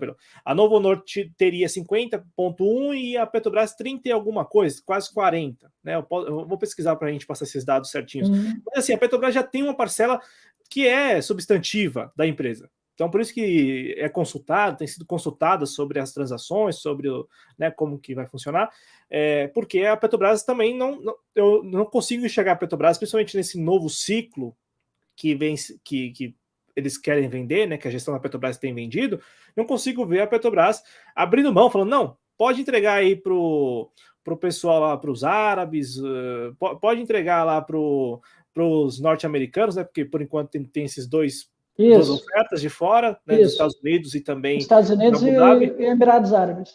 dos Emirados Árabes, e temos uma oferta brasileira, que eu li que também era interessante, mas já É a parece que não é tão Unipar, eu não interessante lembro assim. qual é a empresa. Unipar, É a Unipar, né? e que a Unipar, diferente dos outros fundos, né, do fundo estadunidense, que não é estadunidense, né, transnacional, e também dos Emirados Árabes transnacional, nesses dois fundos, a diferença é que a Unipar estabeleceu uma oferta em que ela vai exatamente na dívida, né, na dívida. Então, ela abateria a parte da dívida, o restante seria renegociado, só que parece que aí é o que você falou, né, começou lá na Bahia, começou com os Odebrecht, parece que também isso tem sido levado em consideração, né? O fato de que a Braskem hoje, para a Odebrecht que sobrou pós-Lava Jato, a Braskem é tida como a joia da coroa, né? Tipo assim, é aquilo que ainda tem algo a apresentar, é possível fazer algum tipo de investimento. Só que eu também estava lendo, Cristiano, e me parece que, parece que são as duas linhas que estão em jogo aí, né? Pelo menos as duas linhas que estão sendo consideradas, é que, vai vender para este. Vai aceitar essa proposta, essa oferta, que seja dos Emirados, que seja do fundo estadunidense, tá, mas qual é a capacidade de investimento desses fundos? Investimento que eu digo assim, para aumentar a capacidade de produção da empresa, né, aumentar a presença da empresa em vários países, a empresa que já tem algumas unidades fora do Brasil. Então, assim, e também tem a outra linha, que é a linha de, olha, se aceitar essa proposta, seja da Unipar, ou seja da própria Petrobras, ou dos fundos mesmo, a capacidade do comprador investir na empresa. E aí eu não consigo ver também, de novo, insisto, não consigo ver outro comprador a não ser a Petrobras com essa capacidade de fazer da empresa da Braskem uma empresa ainda maior, sabe? Porque me parece que os outros estão mais interessados nos lucros da empresa, ainda que pese o que você trouxe aqui, né, das maquiagens. Era aí que eu ia chegar, Cláudio. Mas Foi bom vamos lá. duas vezes, pelo amor de Não, Deus. não, mas assim, tu fez a introdução daquilo onde eu quero chegar lá na Levantei a conclusão. bola, tá aí, ó. Isso, já levantou a bola para eu cortar depois. Tá, e aí, Cláudio, como eu disse, né, tem toda essa situação envolvendo o estado de Alagoas, e nesse sentido, eu acho que faz sentido o que tu está colocando, de a Petrobras, né, assumir a empresa, né, trazer a empresa para junto de si, justamente para, já que o governo Lula tem essa intenção de tornar a Petrobras uma empresa de energia, pois bem, traga então a Braskem, que é uma empresa que tem um know-how gigante, né, com relação à indústria petroquímica, e ela é uma empresa que é a maior do mercado na América Latina, tu ia estar trazendo um grande case para dentro da Petrobras e tu poderia estar investindo de novo em pesquisa, desenvolvimento. O Brasil poderia estar fazendo uma série de coisas. A Petrobras, na minha avaliação, né, só teria a ganhar com a Braskem sendo incorporada. Seria ótimo, porque a gente já viu que a Petrobras ela tem know-how, ela tem né, estudo, ela tem investimento para recuperar essa empresa. Né? Então, nesse sentido, acho que faria muito bem a gente recuperar. E mais um motivo, porque talvez com a incorporação poderia ser que a Petrobras poderia ter mais recursos até para ajudar na questão aí do estado de Alagoas, porque hoje, Cláudio, se eu não me engano, são aproximadamente 40 mil pessoas que foram afetadas por essa exploração, né, do Salgema, né, e o PVC, que é Marechal Deodoro, que é pertinho de Maceió. Eu, inclusive, passei na frente lá do polo industrial de Alagoas, que fica em Marechal Deodoro, né? E, inclusive, tem uma praia muito bonita ali perto de Maceió. Na minha opinião, sim, Cláudio, uma das praias mais bonitas de Maceió. Só que, assim, a Braskem destruiu com a exploração de recurso natural. Destruiu, cara. E assim, eu até estava contando isso para alguns colegas de trabalho. E o engraçado é que assim, ninguém ali, a não ser que seja um agente político, é claro, né? Mas ninguém passa pano para a Braskem pelo que aconteceu lá em Maceió, sabe? Todo mundo assim lembra com alguma tristeza ou assim, tipo, o pessoal mostra muita irritação, sabe, com o que aconteceu, porque além dos bairros, né, de 40 mil pessoas que tiveram que sair, né, dos seus bairros em razão desse afundamento do solo, as pessoas não foram realocadas adequadamente. Algumas foram para outros bairros, ou foram para barracões, ginásios, enfim. Né? O governo improvisou ali por 6 meses uma moradia, né, para os desabrigados e depois deixou a Deus dará a galera. E até hoje o pessoal está, sabe, sem uma atividade para trabalhar, porque também não era só moradia, havia comércios ali, né? Existiam pessoas que ganhavam a vida com seus comércios naqueles bairros, perderam tudo, Cláudio. E essas pessoas hoje, como é que vão se recuperar, né? Então, nesse sentido, o governo federal, se o Lula tomasse a decisão da Petrobras assumir, seria a única oportunidade, Cláudio, da gente fazer justiça social com aquele povo que sofreu com aquela exploração que a Braskem fez no estado de Alagoas, tá? Principalmente em Maceió, né, que foi mais grave. Até tem um estudo internacional que diz que talvez o que aconteceu nesses bairros seja o princípio de algo muito maior, Cláudio, de algo muito pior, que eu não sei como é que é o nome do fenômeno, porque está sendo estudado no exterior, tá? Mas, assim, é como se acontecesse um vórtice, sabe? O lençol freático, ele ficasse tão frágil, Cláudio, ia acontecer uma espécie de um vórtice, sabe? E aí, Cláudio, ele ia puxar tudo, a Terra ia ser puxada, e ia levar tudo. É isso que o estudo internacional está desenvolvendo, essa pesquisa, que pode acontecer em outros bairros em Maceió, para te ter uma ideia. E olha só, uma história que me contaram, isso assim, eu não fui confirmar, tá? Mas me contaram que lá na Braskem, depois de eles sugarem assim, até o limite, o sal gema, os caras estão fazendo aterramento, tá? Nos lugares.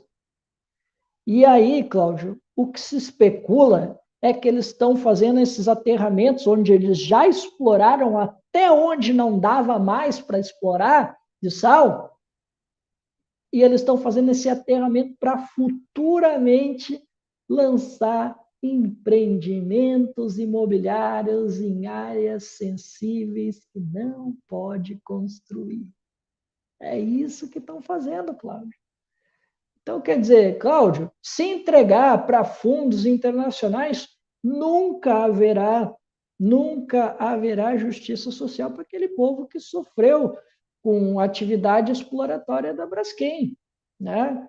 Então, a única chance da gente ver alguma justiça social para aquele povo que sofreu, né, seria que a empresa continuasse sendo brasileira, controlada por uma empresa brasileira, para que a gente possa cobrar medidas para aquelas pessoas que até hoje, né, estão sofrendo as mazelas daquela exploração. Eu estava procurando aqui, porque nós aqui em São Paulo também tem, né? No limite de São Paulo, Santo André e Mauá, também tem um polo petroquímico e tem lá a Braskem. Nós fizemos uma matéria no nosso site, no jcronistas.com, falando dos casos, olha só, hein, de tireoidite crônica autoimune, que é uma doença que foi identificada em alguns moradores de bairros próximos ao polo petroquímico de Capuava, que fica aí nos limites de São Paulo, Santo André e Mauá, e nós fizemos uma reportagem que vale a pena vocês lerem lá, porque as pessoas também reclamam. Então, assim, se lá em Maceió houve uma situação ainda pior, né, que são as casas afundando, os bairros afundando, nós temos também aqui em São Paulo uma situação que é negligenciada há muito tempo, sabe? Tanto é que na matéria aqui, olha só, nós conversamos com a doutora em endocrinologia da Universidade de São Paulo, a USP, e professora da Faculdade de Medicina do ABC, a Maria Ângela Zaccarelli Marino. Só para você ter uma ideia, Cristiano, essa matéria foi publicada no dia 6 de maio de 2019. Nós fizemos uma reportagem para a faculdade, né? E aí publicamos no nosso site. E aí, a Maria Ângela Zaccarelli Marino, ela pesquisa há 30 anos, exames clínicos e laboratoriais de moradores próximos ao polo petroquímico de Capoava. Isso lá em 1989, né, quando um morador da região diagnosticado com tireoide de Hashimoto, problema causado pelas chamadas células plasmáticas que produzem anticorpos capazes de danificar a glândula da tireoide. Enfim, aí aqui nós fizemos uma matéria, então, assim, e conversamos com vários moradores ali do entorno, sabe? Então, é isso, né? Então, veja só, se nas mãos de brasileiros já temos esses casos, imagine só, né, de fundos transnacionais, né, para não ficar falando que é fundo dos Emirados ou fundo dos Estados Unidos. Então, eu, assim, sou super a favor, acho que a Petrobras, se estiver fazendo uma jogada, um jogo de cena, né, para não falar nada e nos bastidores apresentar uma oferta, eu fui pesquisar para trazer os dados, ó. Hoje a situação é a seguinte, hoje a Novo Honor, né, que é a antiga Odebrecht, ela controla 50,1% do capital social da empresa, portanto, ela é a acionista majoritária. Majoritária. Isso, Odebrecht, a Novo Honor.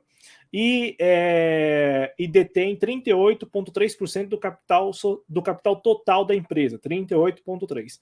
A Petrobras tem hoje 47% do chamado capital social votante, 47%. E detém 36,1% do capital total da empresa. Então, assim, a Petrobras não precisa de muita coisa, né? Não precisa muito. Já tem uma participação considerável. Poxa, poderia entrar. Hoje a Petrobras, por exemplo, né, depois de todo o estrago que os neoliberais da direita fizeram, né, poxa vida, a Petrobras hoje é 45%, né, o papel dela hoje. Antes o nosso papel era muito maior. Hoje o nosso papel ele se reduziu, né, graças ao governo Bolsonaro, né, e Paulo Guedes, a apenas 45%. Então, quer dizer, não é tanta diferença no poder decisório, né, que a gente quase chegou ali, né, a vender, né, a nossa golden share, né, que poderia ser, a bala de prata para os neoliberais, né, mas eles conseguiram reduzir, né, o nosso fator decisório consideravelmente, né, na empresa. Então, quer dizer, a gente tem aí uma oportunidade da Petrobras assumir essa empresa que, como a gente disse, tem, né, o know-how, tem o aporte financeiro, lembrando que nem mesmo isso, agora eu vou lembrar do Ciro, né? O Ciro lembrou durante a campanha que a Petrobras sozinha lucrou mais do que os 5 maiores bancos que atuam no Brasil. Então, quer dizer, ela tem muita grana, tem aporte financeiro para poder recuperar essa empresa e poder dar continuidade a ela e talvez aí honrar os compromissos com os bancos, já que, principalmente com os bancos públicos, que é o que mais está pesando na relação da empresa, né, da Braskem. E agora vamos para a bala de prata, Cláudio, para a gente finalizar aqui então, né, e a gente já dá por encerrado aqui o programa. Cláudio, o que eu considero que é uma jogada dos bancos, é uma jogada também, provavelmente, de alguns acionistas também, né? Por que tem tanta resistência nesse meio e querem tirar Novo Honor da jogada? Assim, Cláudio, na minha avaliação, tá? Pode ser que eu esteja errada na minha conjectura, né? Mas acho difícil. A real, Cláudio, é o seguinte, é que o que querem, né, e tu já adiantou, né, além dessa questão de não vou investir nada, mas vão só buscar os lucros, a ideia, Cláudio, na minha avaliação, é que se entre mais ações na empresa, né, para que eles lucrem mais. Não é as ações que existem hoje. Porque sempre quando uma empresa ou o poder público deixa alguma atividade, geralmente hoje entra esses mercados de ações, essas coisas aí, essas coisas caóticas aí que liberal adora, né? Então, eu acho que vai entrar mais outros fundos, né? Justamente para que se aumente essa margem de lucro do capital fictício, que é, né, aquilo que o neoliberal adora. Então, quer dizer, é para reestruturar o mercado de capitais. É isso que eu acho, Cláudio. Assim, posso estar errado, mas eu acho que a jogada dos bancos é essa sim, tá? De não só entrar esses fundos de investimentos transnacionais, mas para trazer junto, né, o investimento privado que tu bem falou, mas a gente sabe qual é. A gente sabe qual é. É capital fictício, capital financeiro, né? Na minha avaliação é isso, tá? E veja como isso coaduna com o que você falou antes das PPPs, né? Porque no final das contas, ou no final do dia, como algumas pessoas gostam de falar, nós chegamos no mesmo lugar, que é o mercado financeiro fazendo o que eles chamam de transações, negócios, né, com dinheiro fictício, mas sobre ativos reais. Nós estamos falando agora há pouco de projetos de infraestrutura ou em áreas sociais, em que o Rogério Seron defende debentures. De novo, levar isso para o mercado financeiro. E agora Ô, estamos Cláudio, falando. desculpa eu te interromper para eu te fazer uma confidência aqui, tá? Teve alguns amigos meus que participaram do governo de transição do Eduardo Leite, tá?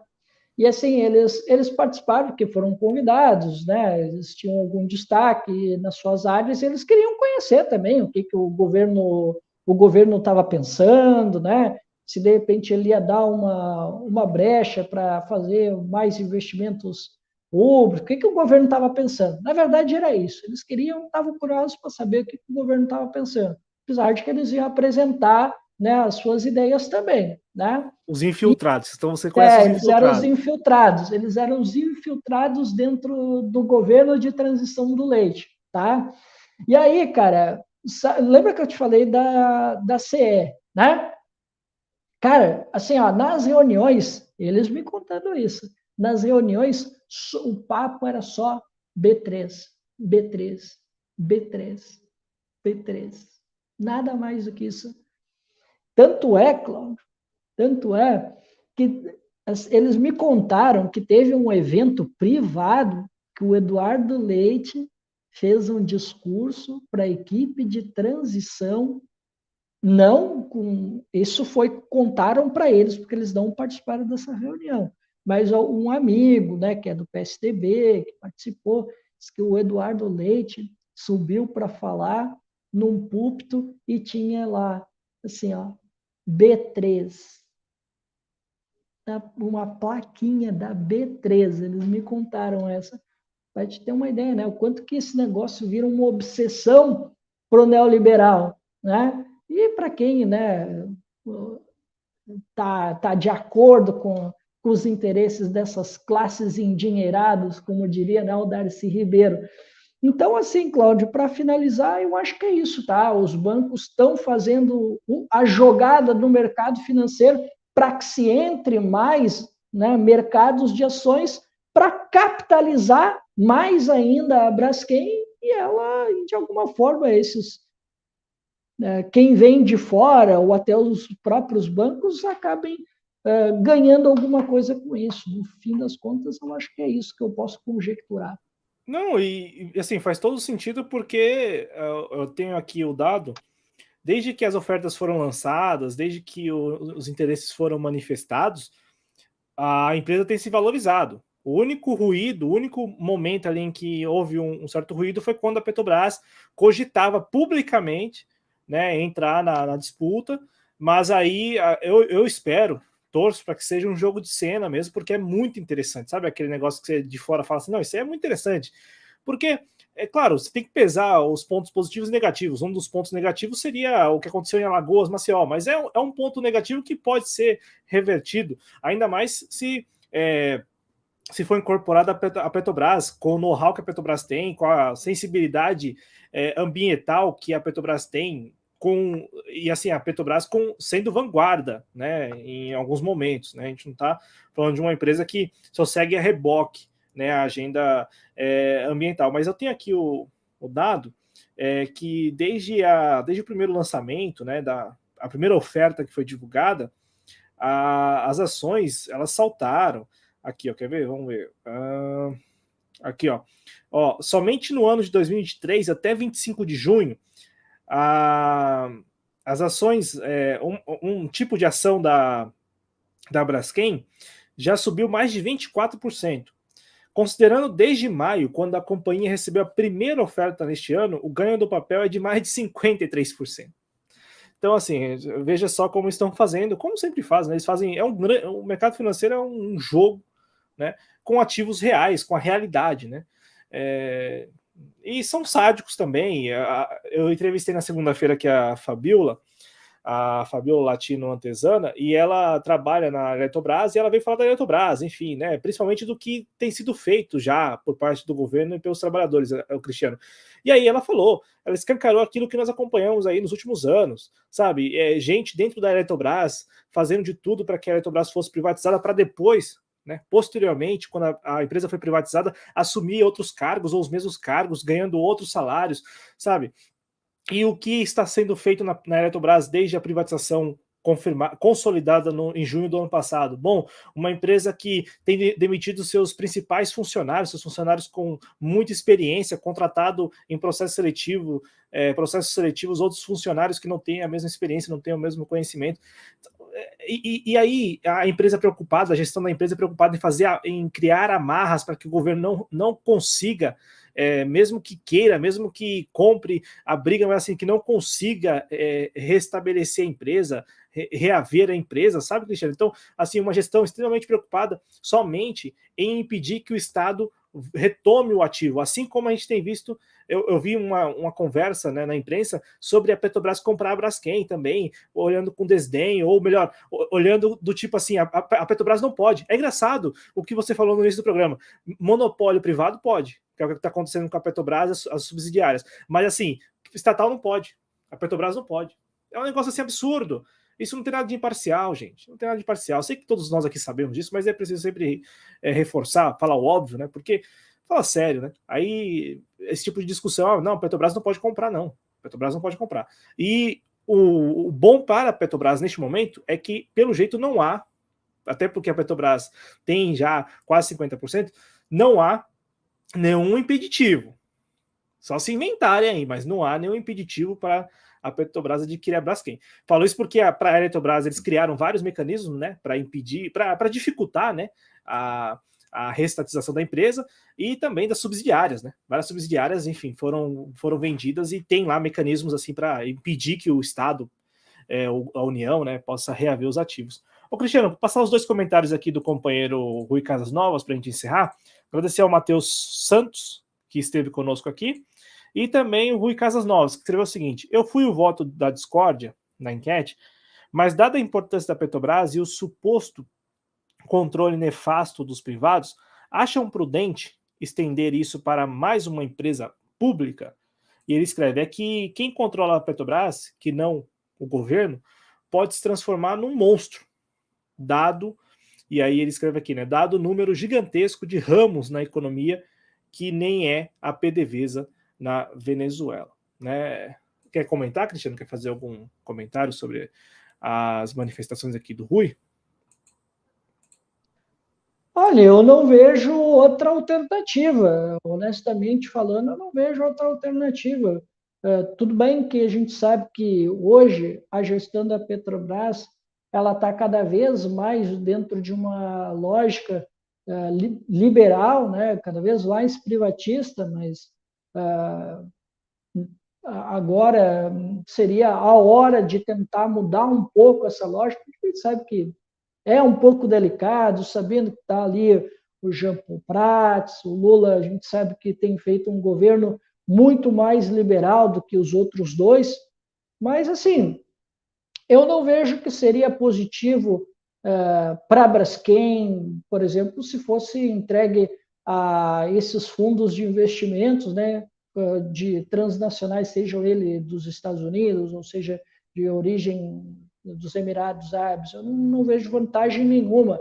Inclusive, Rui, lá na Bahia, no qual o fundo Mubadala entrou na jogada, parece que o pessoal tá dando umas reclamações legais também lá, não, Cláudio?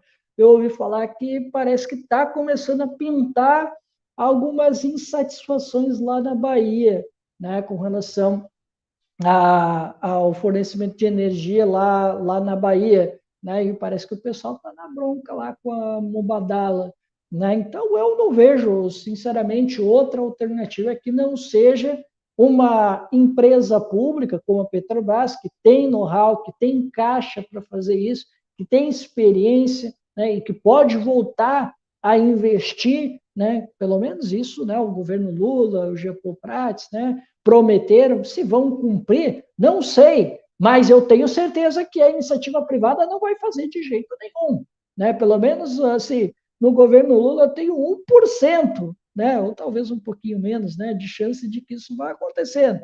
Agora, entregando para um fundo transnacional, seja ele dos Emirados Árabes, dos Estados Unidos, nunca vai querer recuperar a empresa, só vai querer recuperar, né, aumentar a sua margem de lucro marginal, né, com a entrada de novos ativos do mercado financeiro, e é isso aí.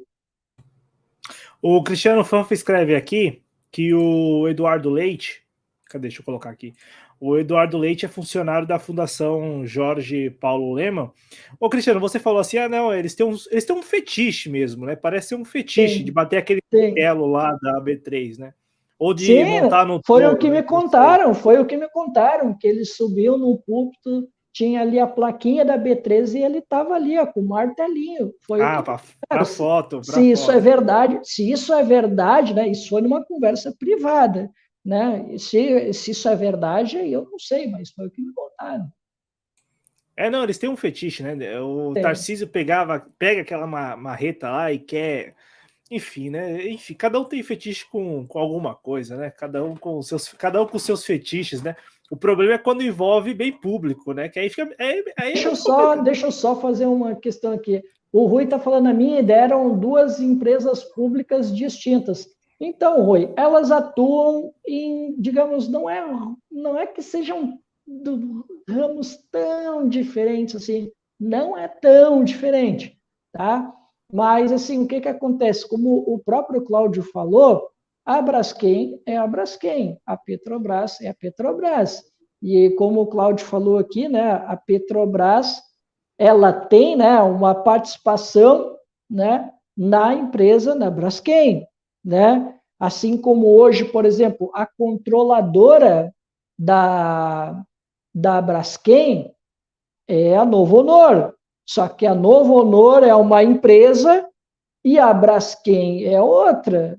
Assim, nada impede, Rui, não tem problema. Pode ser duas empresas distintas, sem problema nenhum, mas que a Petrobras, ela, né, tenha mais participação e ela possa fazer aportes melhores na empresa, né, para ela ir se recuperando e se tornar um grande ativo da Petrobras. É isso que a gente está propondo. Exatamente. E um ativo, assim, muito, muito interessante. E você foi muito feliz quando falou assim, depois dos anos de entregas, acho que seria um bom presente para a sociedade brasileira que a Petrobras fosse lá e adquirisse o controle da Braskem, né? Porque, ó, perdeu o BR Distribuidora, perdeu o Liquigás, perdeu o TAG, e por aí vai, perdeu o Luminor recentemente. Então, assim, perdeu as refinarias.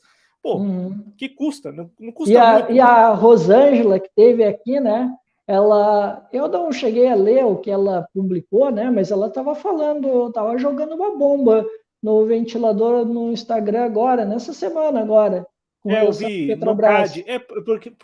Isso, do CAD, que é a do autorização CAD. de privatização, né? Porque é isso, gente. Sabe? Enfim, a gente vai tratar disso em outros programas também. O papel do judiciário, o papel desses. Até seria interessante chamar ela de novo para conversar sobre isso. Pode ser. Podemos ajeitar isso aí, porque, de fato, assim, Pode cara. ser no espaço trabalhista, pode ser, por exemplo, Não, como fez o programa de segunda-feira, aquele, né? não, pode ser. A gente tem a nossa agenda e as nossas correrias do dia a dia, mas eu falo isso porque poucas pessoas têm, e eu entendo a posição delas, né? Eu entendo mesmo, respeito. Pergunto porque faz parte do meu trabalho, mas respeito. Respeito quando dizem que não necessariamente. Mas assim, cara, sabe, para mim é fechar os olhos para esse movimento que vem do judiciário e desses órgãos que são deliberativos e que não são eleitos e que nós não sabemos quem compõe, quem são, sabe? Eu falo isso porque é muito fácil falar do mercado financeiro, e de fato também é bem abstrato, mas, cara, o que o CAD faz, o que o TSE faz, o que o STF faz, o que as cortes superiores fazem, o que não tá no gibi, né? Como o pessoal fala, não tá no gibi, porque, sério, o que o CAD está fazendo com a Petrobras mesmo há muito tempo é escandaloso. O que o CARF faz também, que a gente já discutiu isso em outros programas aqui no canal, também é escandaloso. Enfim, mas aí a gente vai tratar disso nas oportunidades mais interessantes e com mais tempo, né? Obrigado, viu, Cristiano, pela sua disponibilidade, pelos seus comentários, por tudo que você compartilhou com a gente e, sobretudo, né, por pautar o programa, porque é sempre muito importante. Essa semana eu fiquei, confesso, já que ele trouxe aqui algumas confidências, confesso que eu fiquei preocupado. Falei, poxa vida, o que está acontecendo com a blindagem anti-diversionismo do Cristiano? Fiquei com receio e que bom que tivemos um programa muito interessante, com dois assuntos extremamente... Já que tu falou, eu vou fazer aqui Não. uma inconfidência agora. Cara, eu vou confessar assim para vocês. Eu ia colocar uma pauta daquelas assim, porque realmente sim, eu estava com uma semana bem complicada. Aí de ontem para hoje que eu consegui me estabilizar, porque senão eu coloquei mesmo aquela pauta, né? Não Porque precisa falar. realmente, não precisa dizer qual é, mas é porque assim, realmente, pessoal, tá difícil assim. Agora que tá um Não. pouquinho melhor. Daí não se preocupem que eu não vou trazer pautas. Tentar, né? Porque, assim, às vezes não adianta, a gente é meio cooptado, às vezes, por essas pautas, Não, mas faz parte. aí a importância de fazer um programa 2, né? Porque aí manda a pauta e alguém fala, É peraí, mesmo, já que tu falou em programa 2, cara, eu não sei como é que tá aí de tempo, de repente, acho que amanhã não, mas talvez na sexta-feira, não sei. a gente vê, A a gente gente vê. faz um programa 2, mas não com esse tipo de pauta, não. Não, isso aí Não, esquece. tá. O diversionismo a gente esquece. Assim, é que como eu tô com Não, a semana muito cheia, como eu podemos, tava, Cristiano, desculpa de interromper, mas podemos, então, encerrar o programa e a gente trata disso para deixar tudo certo e aí, claro, convidar é que daí eu já anuncio aqui, Não, eu aproveito e já anuncio aqui o que que é. Não, não, assim, pessoal, como eu tô assim com o tempo meio corrido, eu não consegui gravar nenhum vídeo falando sobre as participações do Ciro Gomes, tá? Aí, de repente, a gente decide aqui, se faz, de repente, na sexta-feira, um programa gravado para rodar lá no Em Nome da Rosa, para eu repercutir as participações do Ciro Gomes, as últimas três aí, né, que ele teve uma participação para dar aquela movimentada no canal. Tá bom, tá bom. Não, a gente vai definir isso e claro que vocês serão avisados, principalmente na comunidade do Em Nome da Rosa e claro, se o Cristiano, se der tudo certo, também compartilhar aqui nas redes sociais do projeto Jovens Cronistas. Lembrando que este programa ele é reapresentado domingo no Em Nome da Rosa e também os programas e os vídeos do canal do Em Nome da Rosa sempre aí ao longo da semana ou quando ele não tem tempo, como ele já falou para vocês, que tá bem corrido mesmo para todos nós. Eu falo mesmo porque tá corrido e corrido, a gente tá tão corrido que a gente corta o S do mesmo, tá? Valeu, gente. Muito obrigado. Até a próxima. Muita saúde para todos nós. Valeu, Cristiano, sempre pela disponibilidade. Até mais, gente. Tchau.